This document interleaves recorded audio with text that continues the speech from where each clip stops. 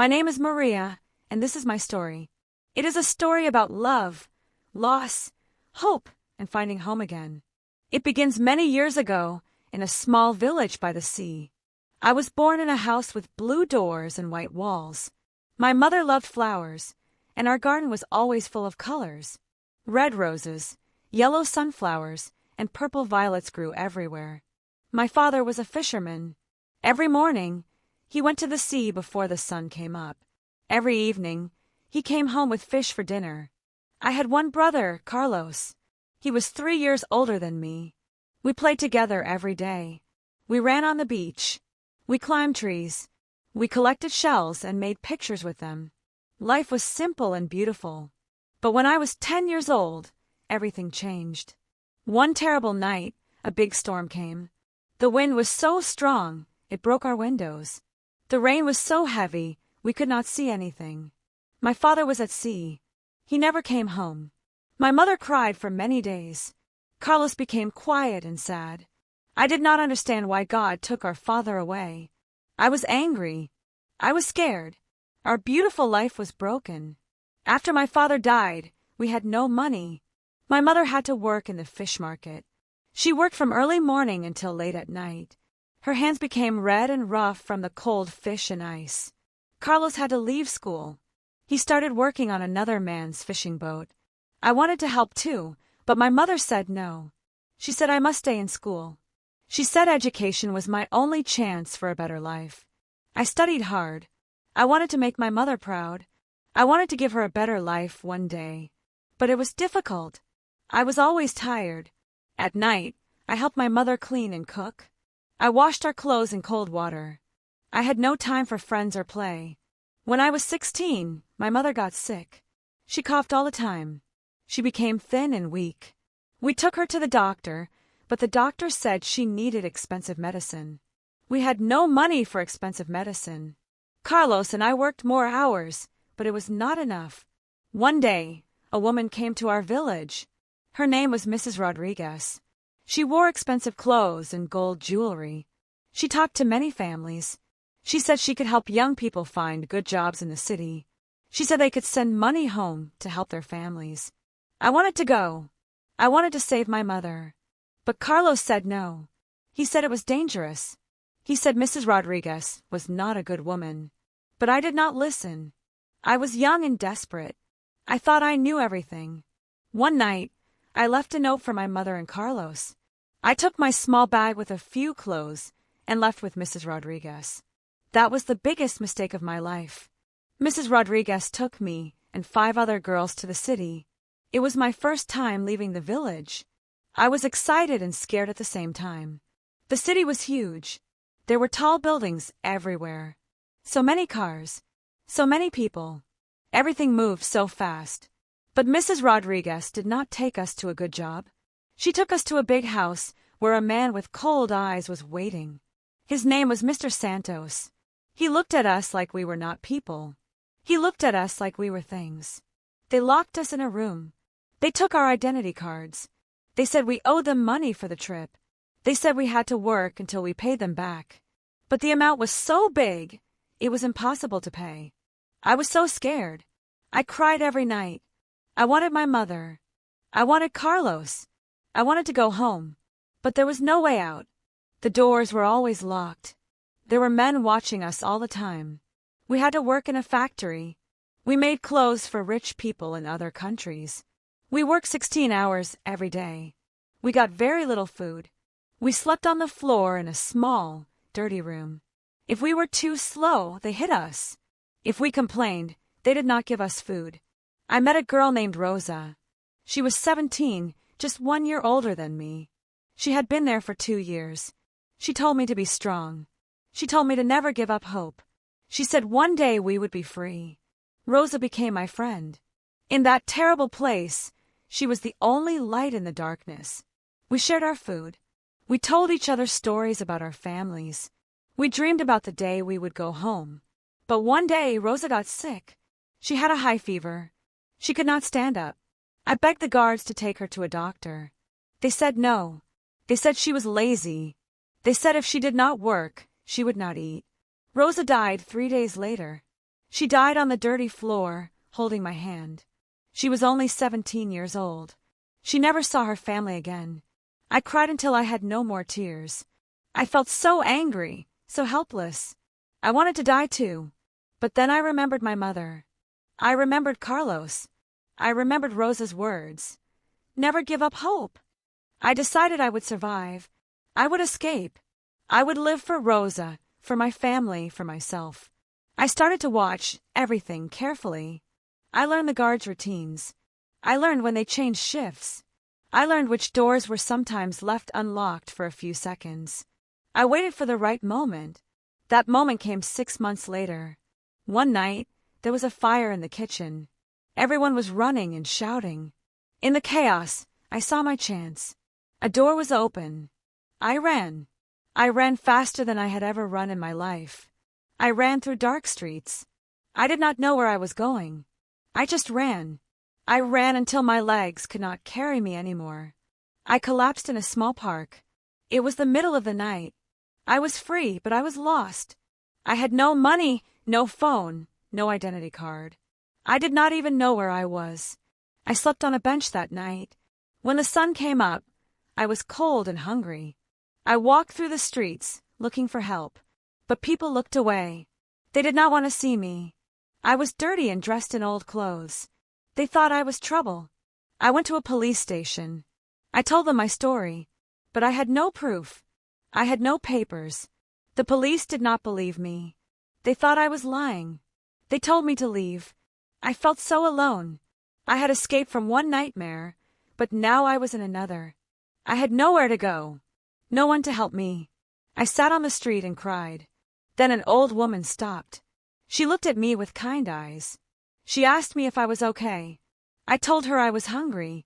She took me to a small cafe. She bought me food. It was the first real meal I had eaten in months. While I ate, she listened to my story. Her name was Sister Anna. She worked at a church that helped people in trouble. She said I could come with her. She said the church had a shelter for women who needed help. At the shelter, I finally felt safe. They gave me clean clothes. They gave me a bed. They gave me hope. Sister Anna helped me get new identity papers. She helped me call my family. When I heard my mother's voice on the phone, I cried. She cried too. She said she had been praying for me every day. She said Carlos had been searching for me everywhere. She thought I was dead. I told her I was alive. I told her I was coming home soon. But I could not go home yet. I had no money for the bus ticket. Sister Anna said I could stay at the shelter and help with work until I saved enough money. I agreed. I worked hard at the shelter. I cooked food for other women who needed help. I cleaned. I organized donations. Every day, I met women with sad stories like mine. Some had been hurt by their husbands. Some had lost everything. Some had nowhere to go. But here, we helped each other. We gave each other strength. I also started going to classes at the church. They taught us how to read and write better. They taught us about our rights. They taught us skills so we could find good jobs. I learned how to use a computer. I learned how to sew properly. I learned that I was strong and capable. After 6 months, I had enough money for a bus ticket home. Sister Anna hugged me goodbye. She said she was proud of me. She said I was a survivor. She gave me a silver cross necklace.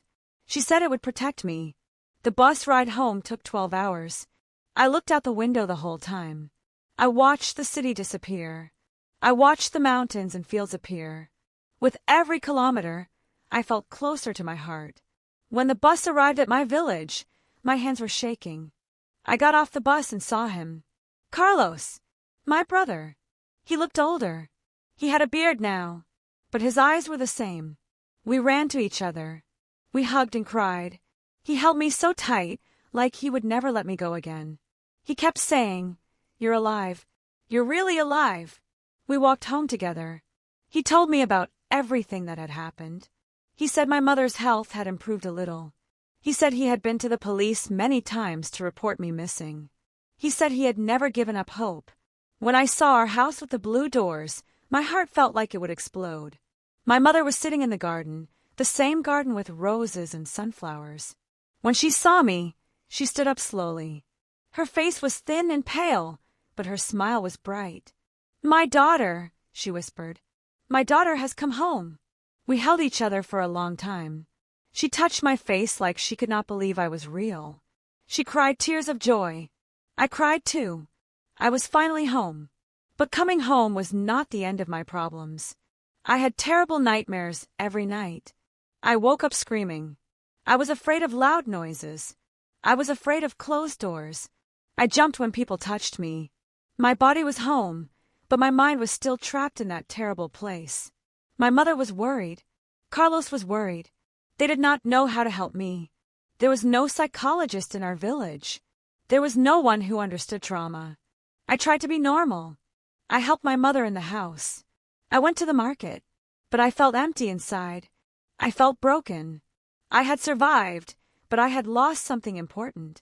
I had lost my joy. I had lost my trust in the world. One day, I met Father Miguel, the village priest. He was different from the old priest I remembered. He was young and kind. He asked me if I wanted to talk. At first, I said no. But he was patient. He did not push me. Slowly, I started talking to him. I told him about Mrs. Rodriguez. I told him about the factory. I told him about Rosa. I told him about the fear that lived inside me like a monster. Father Miguel listened. He did not judge me. He did not pity me. He said I was brave. He said I was strong for surviving. He said it was okay to be scared. He said healing takes time. He introduced me to a group of women in the village. They met every week at the church. They called themselves the Strong Ones. They were all women who had suffered. Some had lost children. Some had been abused. Some had lost everything in accidents or storms. But they came together to support each other. At first, I just listened. I was afraid to share my story. But these women were so open, so honest. They cried together. They laughed together. They prayed together. Slowly, I began to open up too.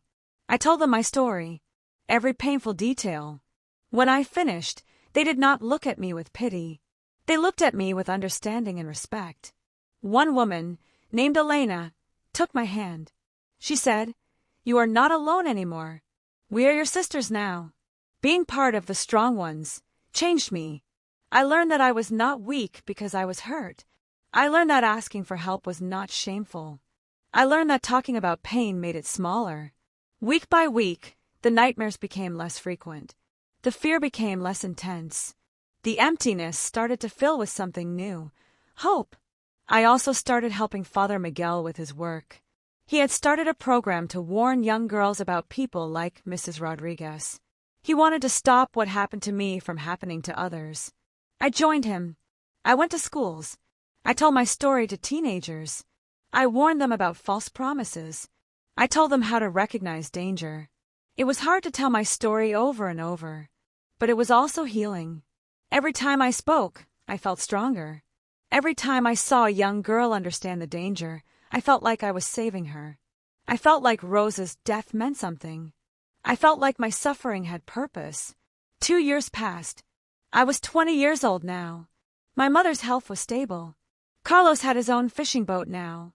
Life was peaceful. But I felt restless. I felt like I needed to do more. One day, Sister Anna from the city called me. She said she had an idea. She wanted to start a shelter in our region for women who had been trafficked. She asked if I would help her. She said my experience would be valuable. She said I could help other survivors. I was scared. Going back to work with trafficking meant facing my past every day. But I also felt excited. This was what I wanted to do. I wanted to help women like me. I wanted to give them the hope that Sister Anna had given me. I talked to my mother. She was worried, but she understood. She said, "You have a good heart, Maria. You have turned your pain into power. I am proud of you." Carlos was worried too. But he said, "If this is what you want, I support you. Just promise me you'll be careful." I promised, and I accepted Sister Anna's offer. We started small. We rented a house in the nearest town. We had space for 10 women. We got donations of beds, clothes, and food. We found a doctor who agreed to help for free. We found a lawyer who would help women get justice. I moved to the town. I became the house manager. It was hard work. We had very little money. Sometimes we could not pay the electricity bill. Sometimes we had no food for dinner. But we never gave up. The women who came to us were broken, just like I had been. Some could not speak. Some could not sleep. Some wanted to die. But we gave them safety. We gave them food. We gave them clothes. We gave them hope. I understood them in a way that others could not. I had been where they were. When they had nightmares, I held their hands. When they cried, I cried with them. When they were angry, I let them be angry. When they were silent, I sat with them in silence. Slowly, they began to heal. Just like I had healed. They began to smile again. They began to dream again. They began to believe in life again. One of the women, named Lucia, became very special to me. She was only 15 when she came to us. She had been sold by her uncle to traffickers. She had been rescued by police. But she was traumatized and pregnant. Lucia did not speak for 3 months. She just sat in the corner, staring at nothing. I did not force her. I just made sure she ate. I made sure she was safe. I read to her sometimes. I sang lullabies. One night, Lucia started crying. She cried and cried like a dam had broken. I held her. She finally spoke. She told me everything. All the horror. All the pain. And then she asked me, "Will I ever be okay again?" I looked into her young eyes and said, "Yes. I promise you. You will be okay again. It will take time. It will be hard. But you will heal. I am proof of that." Lucia gave birth to a baby boy. She named him Miguel, after Father Miguel who had helped me. At first, she did not want to hold him. She said the baby reminded her of terrible things. But slowly, with support, she began to bond with her son. She began to see him not as a reminder of pain, but as a new beginning. Watching Lucia heal was beautiful. It reminded me why I was doing this work. It reminded me that even in the darkest times, hope can survive. Love can survive. While I was helping women heal, Sister Anna was working on something else, justice. She had been collecting evidence against Mr. Santos and Mrs. Rodriguez. She had statements from survivors. She had documents. She had proof of their crimes. She went to the police in the capital city. At first, they did not care. But Sister Anna was persistent. She talked to journalists. She talked to politicians. She made noise. She made sure people could not ignore the problem anymore. Finally, the police agreed to investigate. They raided the factory where I had been held. They found women still trapped there. They arrested Mr. Santos and some of his men. But Mrs. Rodriguez had disappeared. The police asked me to testify. I was terrified. I did not want to see Mr. Santos again. I did not want to relive those terrible days. But Sister Anna said, "Maria, this is how we stop them. This is how we save others. Your voice is powerful." I agreed. I would testify. The trial took place 6 months later. I had to travel to the capital city. Carlos came with me. Sister Anna came with me. On the day I testified, my hands were shaking. My voice was weak. But I told the truth. I told everything.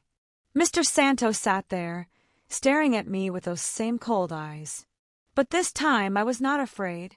This time I was not powerless. This time I had the law on my side. This time I had people who believed me. Other women testified too. Some were women I had known in the factory. Some were from other places. We all told our stories. Together, our voices were loud. Together, we were strong. The judge was a woman. She listened carefully to every word. When the testimonies ended, she looked at Mr. Santos with disgust. She said, "You have destroyed lives. You have treated human beings like objects. You deserve no mercy." Mr. Santos was sentenced to 25 years in prison. When the judge announced the sentence, I cried. Not tears of sadness, but tears of relief. Justice was done. Rosa's death was not forgotten. My suffering meant something. After the trial, I felt lighter. A heavy weight had been lifted from my shoulders. I felt like I could finally breathe freely. I felt like I could finally close that dark chapter of my life. Back at the shelter, life continued. We helped more women. We saved more lives. The shelter was always full. Sometimes we had to turn women away because we had no space. It broke my heart every time. One day, a man came to the shelter. His name was David. He was a carpenter. He said he wanted to help. He said he could build more beds for us. He said he would do it for free. I was suspicious at first. Why would a man want to help a women's shelter? But David was genuine. He came every day after his work. He built beds. He fixed broken chairs. He repaired the roof. He never asked for anything in return. We became friends. David was kind and gentle. He listened more than he talked. He respected the women at the shelter. He never made them uncomfortable. The women liked him. They called him Brother David. David had his own sad story. His sister had been killed by her husband. He could not save her. He said helping at the shelter was his way of honoring her memory. He said every woman he helped was like helping his sister. I understood him. We both carried pain. We both turned our pain into purpose. We worked side by side, day after day. Slowly, quietly, I fell in love with him. But I was afraid. I had not thought about love since everything that happened. I thought I was too broken for love. I thought no one would want someone like me. Someone with so many scars. Someone with so many nightmares. One evening, David and I were sitting outside the shelter, watching the sunset. He said, "Maria, can I tell you something?" My heart started beating fast. I nodded. He said, "You are the strongest person I have ever met. You have turned your pain into light. You save lives every day. I admire you. I love you." I did not know what to say. Tears filled my eyes. I said, "David, I am broken. I have nightmares. I have fears. I am not normal." He took my hand gently and said, "Maria, you are not broken. You are healing. And I want to be with you while you heal.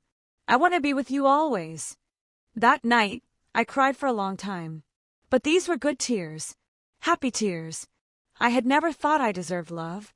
But David saw me. The real me. The survivor. The fighter. And he loved me. We got married 1 year later. It was a small wedding at Father Miguel's church. My mother and Carlos were there. Sister Anna was there. The women from the shelter were there. Lucia was there with baby Miguel. Everyone I loved was there. When David and I said our vows, I felt something I had not felt in years. Complete happiness. Complete peace. I had survived the darkness. I had found purpose. And now I had found love. David and I bought a small house near the shelter. It was not fancy, but it was ours. We painted the walls bright colors. We planted a garden with roses and sunflowers, just like my mother's garden. We made it a home. The shelter continued to grow. We received a big donation from an international organization. We were able to buy a bigger building. Now we could help 30 women at a time. We hired more staff. We started more programs. We offered job training, education classes, and therapy. I became the director of the shelter. It was a big responsibility, but I loved the work. Every day, I saw women transform. I saw them go from broken to strong. I saw them reclaim their lives. It was the most meaningful work I could imagine. Lucia graduated from our education program. She got a job at a local bakery. She rented a small apartment for herself and Miguel. She was independent and proud. Sometimes she came back to the shelter to volunteer. She helped new girls, just like I had helped her. The cycle of healing and helping continued. My mother's health improved. Carlos got married to a wonderful woman named Isabel. They had a daughter and named her Rosa, after my friend who died. When I held baby Rosa in my arms, I cried. I whispered to her, "You are named after a hero. You are named after someone who never gave up hope." David and I decided we wanted a family too. But I was afraid. I was afraid my trauma would affect my ability to be a mother. I talked to Father Miguel about it. He said, "Maria, you mother dozens of women at the shelter every day. You have so much love to give. Do not let fear steal your future." 2 years after we got married, I got pregnant. I was scared and happy at the same time. David was overjoyed. He talked to my belly every night. He sang songs. He told stories. He was already a wonderful father. When our daughter was born, I held her and cried. She was perfect, tiny and beautiful and perfect. We named her Anna, after Sister Anna who had saved my life. Sister Anna came to visit us. When she held baby Anna, she cried too. She said, "This baby is proof that love wins, that hope wins, that good wins." Years passed. Baby Anna grew into a curious little girl with big eyes and a bright smile. She loved hearing stories. Every night, she asked me to tell her a story. Sometimes I told her fairy tales. But sometimes, when she was old enough, I told her my story. The true story. I wanted her to know where I came from. I wanted her to understand why I did the work I did. Anna was proud of me. She told her friends, "My mama helps people. She saves people." It made my heart full. The shelter celebrated its 10th anniversary. Over those 10 years, we had helped more than 300 women. Some went home to their families. Some started new lives in new places. Some, like Lucia, stayed nearby and became part of our extended family. We had a big celebration. All the women who had passed through the shelter were invited. It was beautiful to see them. Some were married now. Some had children. Some had started businesses. Some had gone to university. They all had one thing in common. They had survived. They had healed. They had thrived. At the celebration, they asked me to give a speech. I stood in front of everyone, feeling overwhelmed with emotion. I said, 10 years ago I was broken. I was lost. I thought my life was over. But kind people showed me that there is always hope. They showed me that one person can make a difference. They showed me that love is stronger than fear. Today, I am not just a survivor. I am a wife. I am a mother. I am a helper of others. My past does not define me. My strength defines me. And the same is true for each of you. You are not your trauma. You are your courage. You are your resilience. You are your hope. Everyone clapped. Many cried. After my speech, women came up to hug me. They thanked me. But I thanked them too. They had taught me that the human spirit is unbreakable. They had shown me that no matter how dark the night, the sun always rises again. Mrs. Rodriguez was finally caught. She had been hiding in another country, but Interpol found her. She was brought back to face justice. She was sentenced to 30 years in prison. When I heard the news, I felt relief. No more girls would be tricked by her lies. No more families would be destroyed by her greed. My mother passed away when Anna was 5 years old. She died peacefully in her sleep, in the house with blue doors, surrounded by flowers. I was heartbroken, but also grateful. She had lived long enough to see me happy. She had lived long enough to hold her granddaughter. She had lived long enough to see that all her sacrifices for my education had not been in vain.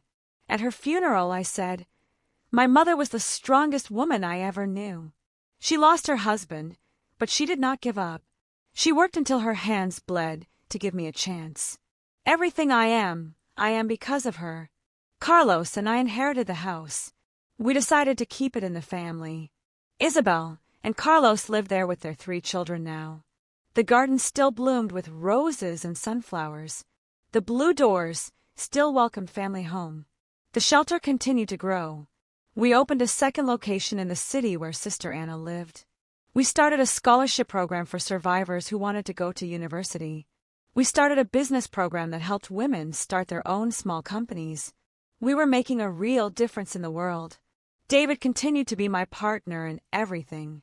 He built furniture for the shelters. He taught carpentry classes to women who wanted to learn a trade. He was a wonderful father to Anna, and he loved me through my good days and bad days. He was proof that good men exist. That love can be gentle and safe. Anna grew up surrounded by strong women. She heard their stories. She saw their courage. She learned that women can overcome anything. When she was 10 years old, the same age I was when my father died, she told me, "Mama, when I grow up, I want to help people like you do." My heart swelled with pride. I said, "You can be anything you want to be. You can help people in many ways. Doctor, teacher, lawyer, or like me. Whatever you choose, do it with love and courage." Today I am 40 years old. 24 years have passed since that terrible night when I left with Mrs. Rodriguez. Sometimes it feels like a lifetime ago. Sometimes it feels like yesterday. I still have scars. I still have occasional nightmares. But I have learned to live with them. They are part of my story. They remind me of how far I have come. They remind me to be compassionate to others who are suffering. The shelter has helped over 1,000 women now. We have locations in 3 cities. We have a team of 30 staff members. Many of them are survivors themselves. We believe that survivors make the best helpers because they understand. Lucia is now the assistant director of the main shelter. Baby Miguel is a teenager now, studying hard in school. He wants to be a lawyer to help trafficking victims. Lucia is so proud of him. She often tells me, "Maria, you saved my life. You gave me hope when I had none. You showed me that I could be more than what happened to me." But I always tell her, "Lucia, I did not save you. I walked beside you. You saved yourself. You chose to live. You chose to heal. You chose to love your son. That was all you." Father Miguel retired last year. At his retirement party, he said to me, "Maria, when I first met you, you were a broken bird with clipped wings. But you learned to fly again. And now you teach others to fly. You have done more good in this world than you will ever know." His words made me cry. But they were good tears. Healing tears. Sister Anna is old now. Her hair is completely white, but her spirit is still strong. She visits us often. She plays with Anna, her namesake. She tells stories about the early days of the shelter when we had nothing but hope and determination. She says, "Look at what we built, Maria. Look at all the lives we changed. This is what happens when ordinary people decide to do something extraordinary." Carlos and I are still close. We have lunch together every Sunday at the house with the blue doors. Our children play together in the same garden where we played as children. We tell them stories about their grandparents. We want them to know where they come from. We want them to understand that family is everything. David and I celebrated our 15th wedding anniversary last month. He gave me a painting he made. It showed a bird flying out of a dark cage into a bright sky. He said, "This is you, Maria. This is your journey. From darkness to light. From captivity to freedom." I hung the painting in our living room. Every time I look at it, I remember everything. The pain, the fear, the desperation, but also the hope, the healing, the love, the purpose. If you are reading the story or listening to it, I want to tell you something important. Maybe you have never suffered like I suffered. Maybe you have suffered even more. Maybe you are suffering right now. Maybe you feel broken and hopeless. Maybe you think you will never be okay again. I want you to know there is always hope. Always. I was trafficked. I was enslaved. I watched my friend die. I lost years of my life. I thought I would never be happy again. But I was wrong. Healing is possible. Love is possible. Joy is possible. Purpose is possible. It will not be easy. It will not be fast. There will be bad days. There will be moments when you want to give up. But please, do not give up. Keep going. Keep fighting. Keep believing. Find people who will help you. They exist. Sister Anna found me. Father Miguel guided me. David loved me. The strong ones supported me. You will find your people too. And when you are healed, when you are strong again, help someone else. Share your story. Give hope to someone who is where you once were. This is how we change the world. One person helping another person. One story of hope inspiring another story of hope. My name is Maria.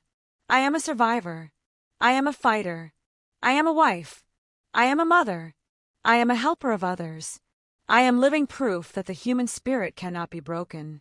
That love is stronger than hate. That light is stronger than darkness. This is my story. This is my truth. This is my message to you. Never give up hope. Your best days are still ahead of you. Your story is not over. Keep going. Keep believing. Keep loving. The sun always rises after the darkest night. Always. Now that you've seen the whole story, we would really appreciate it if you rate it from 1 to 10 in the comments. Your thoughts help us improve and make sure we bring you the kind of stories you truly enjoy.